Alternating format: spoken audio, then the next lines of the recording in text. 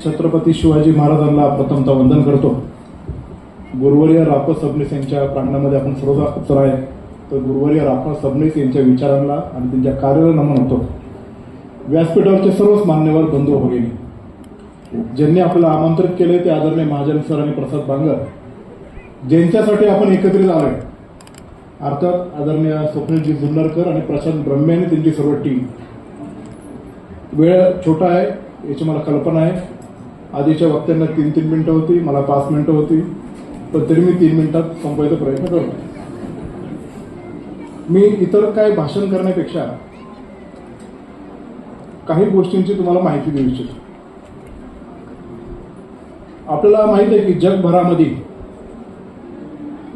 अशा बरेच देशांनी त्यांच्या संरक्षणाच्या निमित्ताने काही कारवाया केल्या, त्याला अमुक अमुक ऑपरेशन असं नाव दिलं होतं।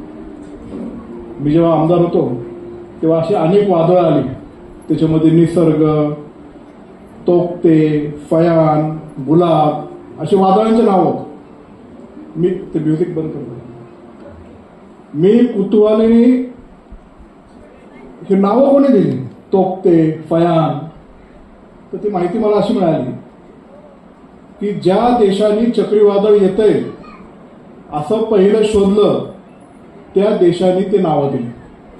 म्हणून भारताने निसर्ग आणि गुलाब नावं दिली, तोक्ते आणि फयान ते जपान कुठल्या तरी देशांनी ते दिलं होतं।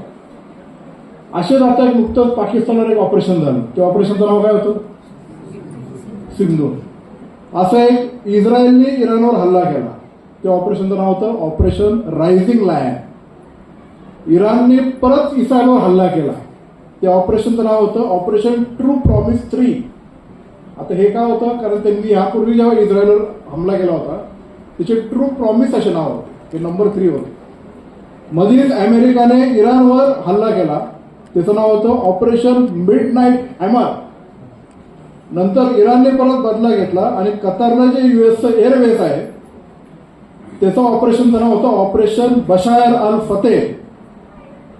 मग इंडियाने इराणमधून आपले जे भारतीय लोक तिथं आहेत, आता युद्ध चालले तर परत सगळे लोक आपले भारतीय लोक आणली पाहिजे, तर त्या ऑपरेशनचं नाव होतं ऑपरेशन सिंधू।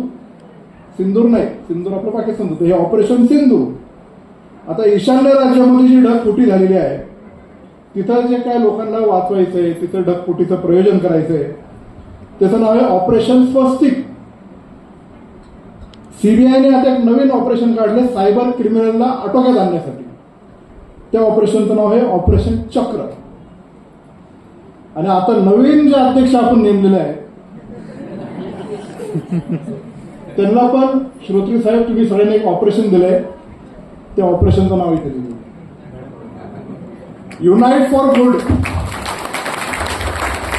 आता रोटरी ही अशी संस्था आहे, मगाशी आमच्या त्या बाबू पाटील सांगितलं ते खरं आहे की कुठलीही संघटना कुठल्या ना कुठल्या स्वार्थाने जोडली गेली, काहीतरी स्वार्थ प्राप्त करायचं, पण रोटरी ही पूर्णपणे समाजसेवेच्या हेतूने निस्वार्थपणे जोडलेली संस्था आहे, ही संघटना आहे।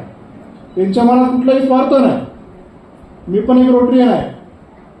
वल्लभशेठ बेनके साहेब अनिल तात्यांबरोबर, ब्रह्मे काकांबरोबर, तात्या जुन्नरकांबरोबर, आनंद कुलकर्णींबरोबर या रोटरी क्लब ऑफ जुन्नर जे आता नारायण हाऊस आहे तेव्हापासूनचे ते मेंबर आहेत। आता अमित त्याचा मेंबर झालाय, मी अमित इकडे झाल्यामुळे मी आळेफाटाला जातो, ते पण अभिमानाने सांगायचं की मी आमदार वल्लभ बेनके नाही, मी रोटरीयन आमदार वल्लभशेठ बेनके असं ते का सांगायचे, कारण ते नवीन जेव्हा राजकारण उतरले त्यांच्या भाषणाची प्रॅक्टिस आणि त्यांना जे धाडस म्हणजे आता मला आहे, त्यांना जेव्हा नवीन नवीन करायचं होतं ते सगळे रोटरीयन समोर भाषण करायचे आणि मग ते रोटरीयन म्हणून त्यांना गौरव वाटायचा। मलाही त्याचा गौरव वाटतोय, मी अधिकचा वेळ घेणार नाही, पण स्वप्नील जुन्नरकर हा अत्यंत हरवणारी व्यक्तिमत्व याची आपल्याला सर्वांना कल्पना आहे। तो जे खरं आहे ते खरं, जे खोटं आहे ते खोटं, प्रॅक्टिकलिटी धरून आपण पुढे कसं जाऊ शकतो याचा विचार करणारा एक व्यक्तिमत्व आहे। आणि म्हणून त्याच्याकडे बघून मला 1-2 ओळी सुचल्या ते मी सांगतो की स्तुतीत लपलेलं खोटं। आता बरेचसे लोक राजकारण म्हणून आमची बरीचशी स्तुती करत असतात, त्या स्तुतींमध्ये काही काय खोटं असतं, आणि टीकेत लपलेलं खरं. बरेच जण टीका करतात. आता टीका केल्यावर हे पत्रकार आम्हाला विचारतात, त्यांनी तुमच्यावर अशी अशी टीका केली, तुमचं काय मत आहे?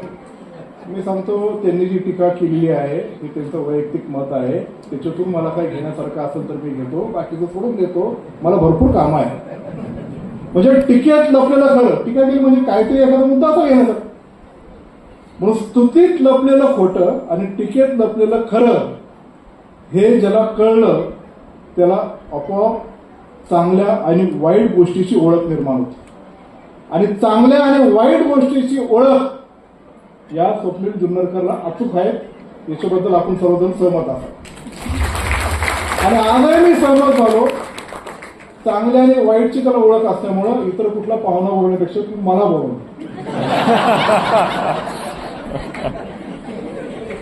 त्या कुटुंबाशी आमचं जोडलेलं नातं, आम्ही लहानपणापासून एकमेकांशी असलेले मित्र. एक छोटी किस्सा सांगतो.